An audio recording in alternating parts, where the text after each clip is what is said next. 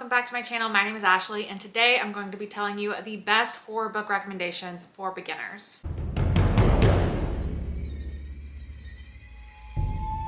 I've done this before with thriller books that I think would be great for beginners to the genre, and I really wanted to do it for horror as well because those are the two genres that I read the most of, and I feel like I get people asking me pretty regularly for some recommendations for people who are new to horror, where to start with horror. You don't want to be too scared, you don't want to start with the most horrific novel ever, you just need a good entry point to the genre. So today I have a ton of recommendations for you. I've categorized them in a ton of different ways, and hopefully you'll be able to find something in this list that will be a good place for you to start with the genre. Or if you've read a little bit of horror, there should be enough recommendations here that there will be other things that you haven't read yet before.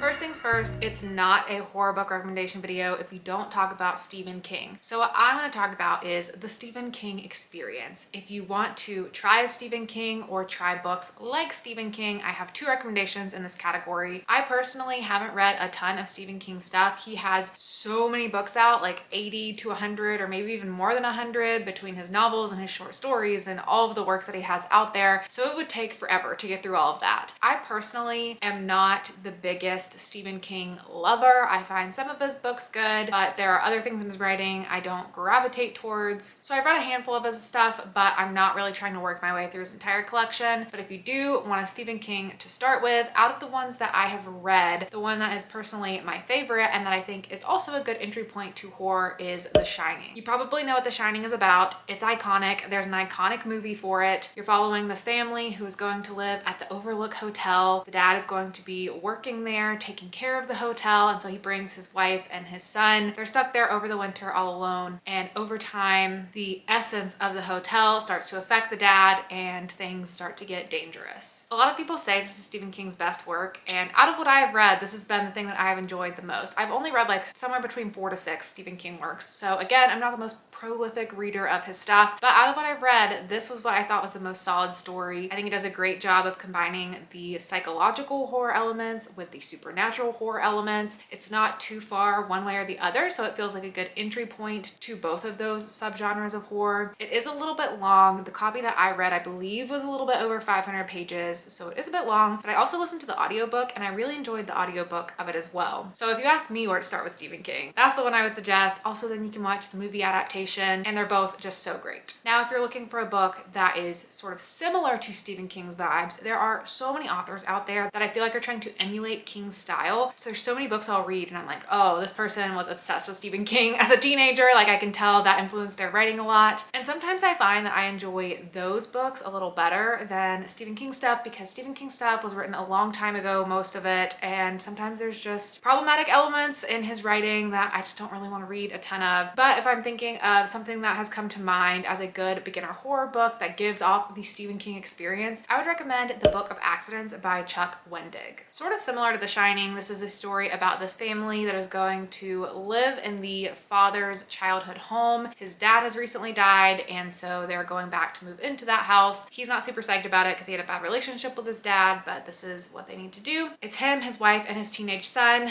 and when they get there, they start to learn more about the town and the creepy things going on in the town, and the creepy things that start happening to them. This is more of a literary horror book, so it's a little more focused on the literary writing style of it than really trying to overly spook or scare you. So I think that that's why it's a good entry point to the genre. If you are used to reading more literary works, I think that could be a good segue. If you're used to reading more sci-fi works, it could be a good segue because there's some sci-fi elements in this story as well. And overall, I just had a really great time with this one, and it's one of the top ones that come to mind if I think about a book that gives that similar Stephen King experience.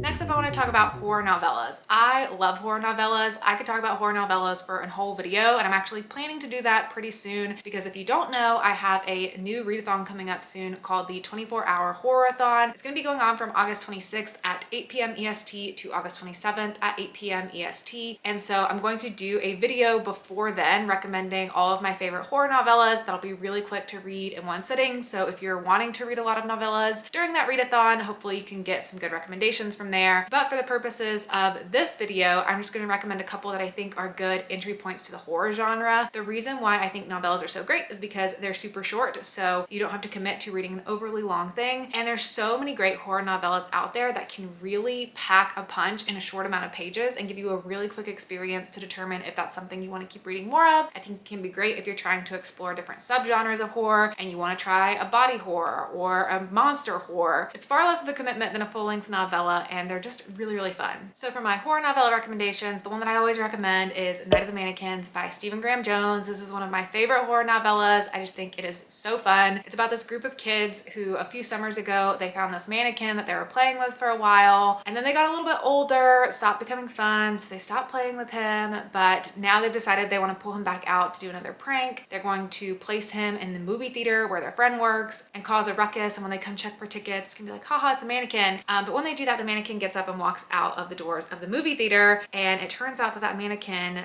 might want revenge for being ignored for a couple summers. This one's so fun, it's so fast. Stephen Graham Jones is just phenomenal at short form horror. So also if you've just been hearing his name around and you're looking for a place to start, that is definitely the one that I recommend. Another one I'd recommend is one I read more recently, and that is The Lunchling by J. Alexander. This is a story about these parents who are really trying to get their son to eat food. He's not eating as much as they need him to be, and they find this puppet out in the woods that they bring into their home, and they call him the Lunchling, and they use him to kind of intimidate their son to eat, like, oh, if you don't eat, the Lunchling's gonna get you. It's all fun and games until it's not, and the Lunchling turns a bit evil. This is a really fun entry point to like a demonic possession type story of an inanimate object. If you grew up watching like Chucky or more recently the Annabelle films, I feel like this will be something that you'll have a fun time with. It's not overly scary, it's really familiar, and I feel like it's got a wide appeal to it. Next up, if you're looking for a snowy Christmas time horror novella, I would recommend The Visitor by Sergio Gomez. This one is set on Christmas. These people get snowed in at a diner together. I feel like if you read a lot of thrillers, you've probably read thrillers like this before, so this could be a good segue into the horror genre. Things are okay until another visitor ends up showing up at the diner, and then things get bloody. This one's the perfect one to read around the winter season if you're looking for a snowy atmospheric horror story. It's a good intro to the slasher genre, and like all of these, it's a ton of fun. And then for a bonus on top of the horror novella recommendations, I would also recommend a horror graphic novel or a horror manga, but I personally haven't read any horror manga yet, so I don't have any manga recommendations. But for a graphic novel recommendation, I would recommend The Lolo Woods by Carmen Maria Machado. This is one of Joe Hill's Hill House comics, and I just love Carmen Maria Machado's writing, so I was super excited to check out this graphic novel when it came out. It's a story about these two girls who are in this town where people keep losing their memories, and then they start losing their memories as well, and they're trying to investigate what is the mysterious thing going on in their town. I will say this one could be a little scary if the imagery is going to scare you, so if you're already a little afraid of being scared, maybe this isn't the best place to start. But if you're someone who really likes horror movies and you're looking for that visual element too, I think this could be a fun one to pick up.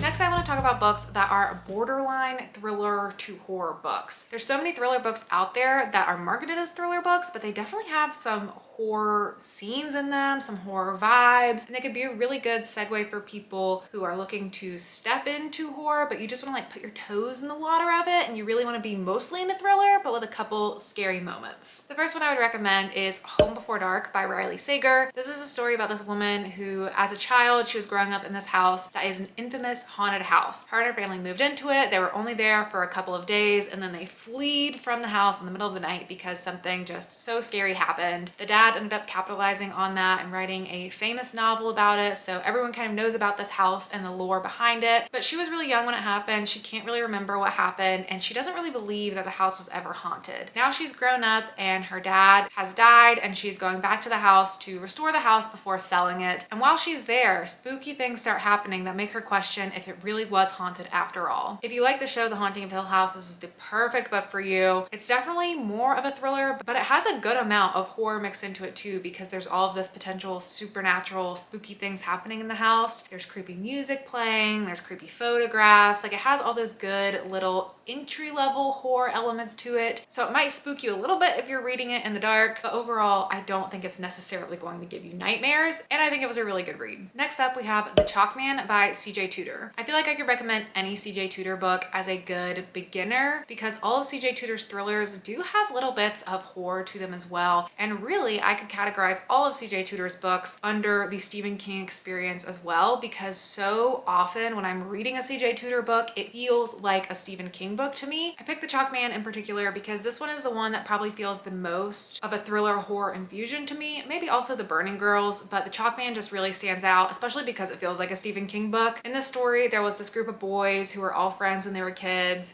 and there was one girl in the group as well, and they used to leave each other all these chalk figure drawings around that became these sort of symbols for how they would communicate. So they would draw like trees and a particular color person, and that meant meet this person in the woods, and they just had these secret messages that they would send to each other. The main character you're following is this guy named Eddie, and one day the messages lead Eddie to finding a dismembered body in the woods, and that, among other things, ends up causing the friend group to kind of dissipate. What you're mainly following is many years later, now Eddie's a grown adult and he's coming back to this town. He receives a mysterious message, and it looks like things that are going on now may be connected to what happened in their past as they were children. This one's set in a small town in England, so it has like a good creepy atmosphere to it. There's the creepy woods, there's the creepy chalk figures, there's the creepy messages that they're getting. When the book begins, Eddie witnesses a really horrific incident that really affects him for the rest of his life. There's just so much in here that feels like a really good blend between thriller and horror that if you're used to reading more thrillers, I think this is a good place to start making your way into the horror genre. Another author who's really similar to CJ Tudor, who I always think about as a thriller horror fusion as well, is Alex North. There's The Whisper Man and The Shadows, and both of them are really good. I recommend both of them, and I think those are also good thriller stories that have the small town atmosphere. They have the present and the past elements connected to them as well, where you're following a grown-up reflecting on things that happened in their past, and they both have spooky, weird, potential supernatural type things going on in them as well, so I think those are also good places to start. And then finally in this category, I also want to talk about Katrina Ward. I would recommend both The Last House on Needless Street and Sundial. I personally enjoyed Sundial more, but I think they are both worth reading. I also feel like these often get marketed as both thrillers and horrors interchangeably, so it really is a perfect place to start if you're looking for something that's a bit borderline into both of those. The Last House on Needless Street has this super ambiguous synopsis that makes you wonder what the heck is even going on, and a lot of time when you're reading the book you don't really know what's going on, and that's kind of the gag of the book, is it becomes a surprise to figure out what's going on. But Sundial I enjoyed a little bit more. This one is about this woman who is taking her daughter back to the home that she grew up in because she needs to get her away from her other daughter because she's starting to be sort of dangerous towards the other daughter. So she's taking her away to Sundial for a little come to Jesus moment. Let's get away before you hurt your sister. Let's figure out what's going on. Once they get there, it seems like the vibes are a little off, and one of them may not make it out of Sundial alive.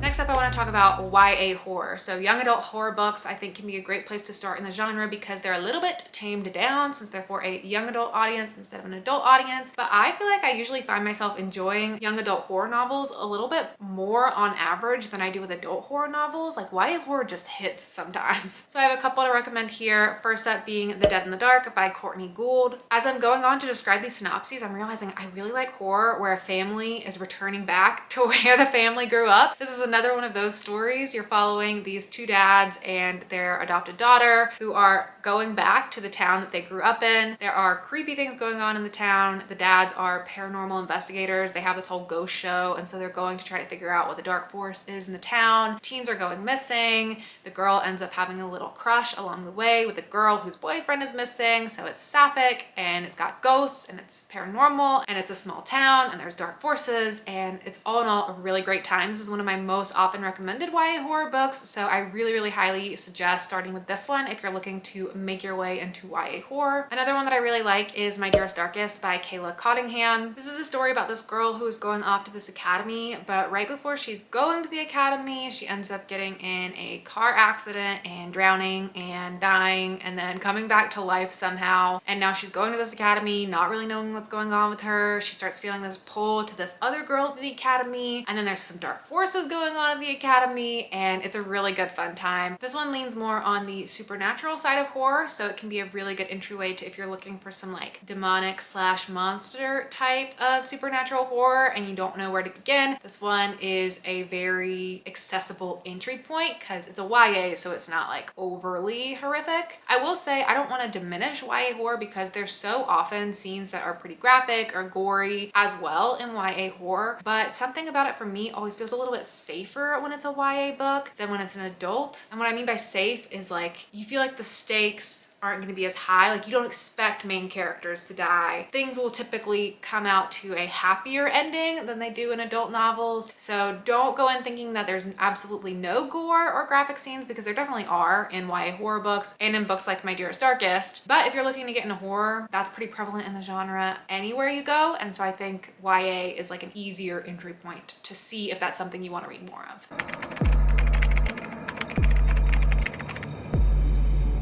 For this next grouping, I wasn't exactly sure what to call this category. It's like books that have a spooky creature or monster of some sort most of the time, but what's more scary is the atmosphere of the book than necessarily the creature being super scary, question mark. So I have a couple of recommendations here. The first one is The Haunting of Ashburn House by Darcy Coates. This is a story about this woman who is down on her luck and then she inherits this really nice house in this small town. But oh wait, it might be haunted. This is the only Darcy Coates book that I've read so far, but what I understand of her work, it feels like she in general is a good entry point to the horror genre. This book often gets called cozy horror, and I definitely felt that while reading this book. It has spookier moments and spooky scenes, but it was almost kind of funny to me when I was reading it. Like it kind of read like a cheesier horror movie rather than reading as a super scary horror book. So if you're looking for something with like a creepy, haunted feeling to it and a little bit of some ghosty action, this could be a good place to start. Next up, one I have to recommend that is not necessarily horror, but it makes sense in my mind, and that is The Devil in the Dark Water by Stuart Turton. I talk about this book a lot, so you've probably heard me talk about it before, but it's basically a story set in the 1600s, maybe 1700s. I think it's the 1600s, where these people are on this boat and the devil may also be on the boat and people are investigating to figure out what are the dark forces on the boat. This one definitely has some creepier atmospheric moments to it. It is a mystery investigation style book as well, which is an element that isn't always prevalent in horror books. This is definitely a mystery first with more horror elements. So I think if you're more used to having a mystery to solve or a thriller with some action, that this is a good segue into horror where it feels like a horror, but you still have the mystery to solve to keep you engaged in the story, because that's sometimes what I struggled with when I was reading more horror to start, is I was so used to having a mystery element or a thriller element, and sometimes horror doesn't really have that. So I feel like this is a great one to go into because it's definitely spooky and has the horror, devil, occult type energy to it, but all along you're trying to solve the mystery of what's going on as well, which helps keep you engaged in the story. Next up, this one's a classic, so it may seem a little intimidating. It definitely intimidated me before I picked it up, but I had a really good time with it, and that is Dracula by Bram Stoker. This is the classic vampire tale. I'm sure you are familiar with Dracula, but I was actually really impressed with how much I enjoyed this for it being a classic. It has some spookier moments, but all in all, it is a more atmospheric, slow burn type of horror story with the monster. So definitely a good place to enter if you're looking for a monster story, but you don't want to be too scared. Keep harking back to these books that feel like the Stephen King experience to me, but like I said, I read a lot of books where it feels like these people were super inspired by King, or they love King's style and they tried to emulate some of that as well. But this is also a good atmospheric, spooky creature type horror story, and that is The Fisherman by John Langan. In this story, you're following these two widowers who like to go fishing together. They're going to this creek where they have heard some lore about what the creek has to offer that is alluring to them, but also feels kind of just like, you know, typical small town lore. But as they're going, they start to learn more about the history of the creek and this elusive figure called the fisherman. But what the fisherman has to offer comes at a price. You've heard me talk about it before. I really love grief horror, and I think think this is such a well done grief horror. Also, a lot of the book ends up taking place with telling the history of the fishermen and the history of this small town. So you're not stuck in the present moment in these scary scenarios. You're hearing a lot of history, you're building up the story, you're building up the lore. So that's why I think it can be a good entry point to, it's a spooky atmosphere, there's a spooky creature, but it's not too terrifying. And so it could be good for beginners, but it's definitely one I enjoyed and definitely one that I recommend.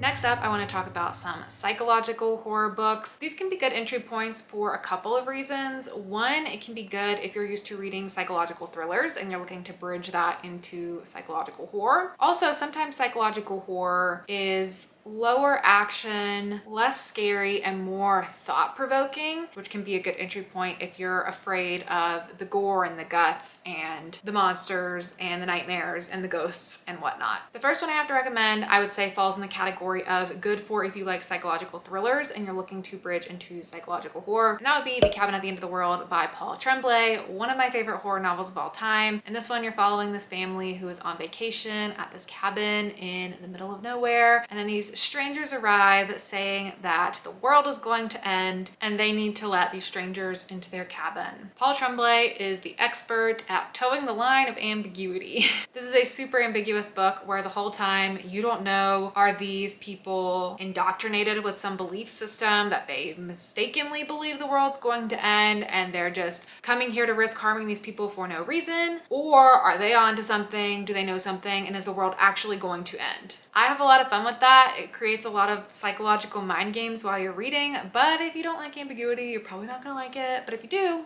definitely recommend this one. I think it's a lot of fun. The other two I have to recommend fall more in the psychological horror category of not a lot is really happening, and so it's not that scary. It's more of just like getting your mind going. The first one is The Hole. This is a story about this man who wakes up out of a coma, realizing that he got in a car accident that led to the death of his wife. Now he's woken up out of this coma. He is very physically limited in his abilities because of the damage of the accident, and his mother-in-law is taking care of him. As she's taking care of him, she also starts going out in the yard and digging holes that keep getting bigger and bigger, and he doesn't really know what is going on. This one is just ripe with tension and suspense throughout because you're just trying to figure out what is going on, and obviously this mother-in-law doesn't harbor the best feelings to the man who led to her daughter's death. This one also gets compared to Stephen King's Misery, which I personally haven't read, so I can't speak to, but I have heard people say it does feel pretty similar to that one. And as all this is going on, he's starting to reflect more on his life with his wife and her history. Definitely a good one to get started because it's not going to scare you probably, but it will just leave you with this feeling of dread as you're reading it. And then the other one I would recommend is This Thing Between Us by Gus Moreno. This one is about a widower who has recently lost his wife. When she died, it became this big spectacle in the news as well, and he's just feeling overwhelmed by all of the messages he's getting from friends and family and how the news is making it a big spectacle. So he decides to go off to this secluded cabin and is left alone to process his grief and guilt after his wife's loss. This one also leans into cosmic horror, which is more of like unexplained things going on that you don't really understand. Is it really happening? What's going on type of horror. So there definitely are some like creepier moments that do happen in it, but all in all, I found it to be a lot more psychological as he is meditating on his grief and how that starts to overcome him. All of these books that I recommend in this category are also relatively short, so it's also good for entry horror readers.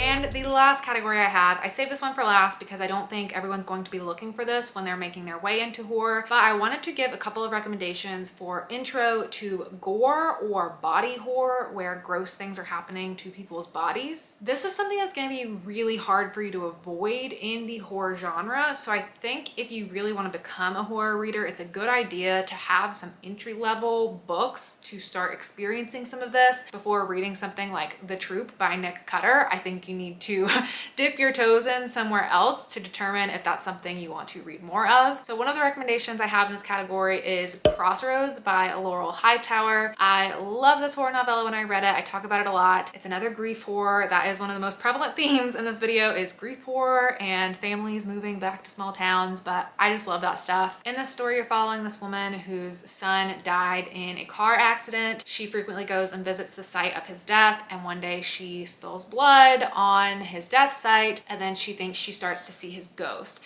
So it becomes a story about sacrifice and what you would do to get your child back as she is just overcome with grief after the loss of her son. This one's a novella, so it is short. I feel like it also has such emotion and story behind it that it doesn't feel gratuitous. In the gore and the body horror, like, it definitely makes sense with the story instead of just being a shock value thing. So I think that can be why it's a good intro to more gore and body horror. I also don't remember it being overwhelmingly gross, but it's kind of hard for me to remember that stuff. So I don't remember exactly how like extreme it gets, but I didn't remember it being overwhelmingly bad. And I really like that it had a story component really closely tied with it. Other book I'm gonna recommend in this category is Things Have Gotten Worse Since We Last Spoke by Eric LaRocca. I feel like some people are gonna be surprised that I'm putting this in like an entry to body horror and gore category, because this one is kind of gross, but it's really hard to find a place on that barometer that isn't overwhelmingly gross. And I think what's helpful about this is, again, it's a novella. It's really short. It's like 100 pages. And this one also has a really good story component around it. So it feels like it makes a lot of sense in the story, and it doesn't feel gratuitous. It feels very much like a part of the story. What this story is about is these two women who meet on the internet, as one of them is trying to sell an item, the other one's interested in purchasing it, and then they just continue talking from there. They end up developing a really weird relationship, and you're reading their like email and chat transcripts throughout time. You know, something bad has happened. At the beginning of the book, you learn that something bad has happened, and so you're kind of seeing how everything unfolded to get to that bad event. The end thing that ends up happening at the end is super gross, but the whole book,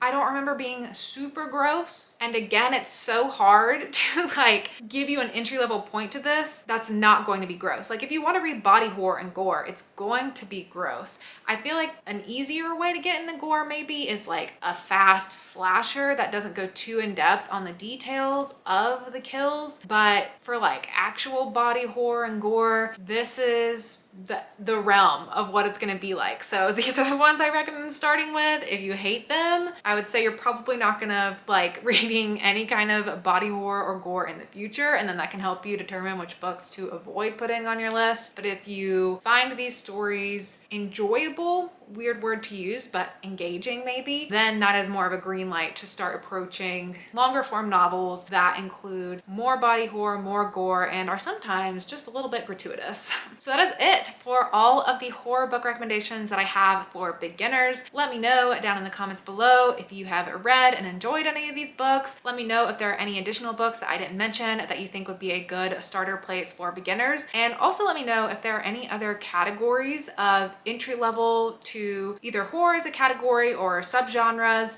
because I feel like I could have gone on for a very long time with other recommendations that I think are good for getting into the horror genre, specifically because I just got into reading horror over the past 3 years or so. And so it's a little more fresh for me to remember what it's like getting in. With thrillers, I've been reading thrillers my entire life. So it was a little bit harder for me to think about what a beginner might enjoy. But with horror, I could go on for a very long time. So let me know down in the comments below if there are any other beginner videos you would like to see, any other subcategories you would like to see, and I can definitely make that happen. Also, if you want to leave an emoji down in the comments below to let me know that you got to the end of today's video. Let's do the spider emoji for absolutely no reason at all, other than I don't think I've ever used that one before, and that falls into the spooky genre of horror. But that is it for me. Thank you so much for watching, and I'll see you on my next video. Bye!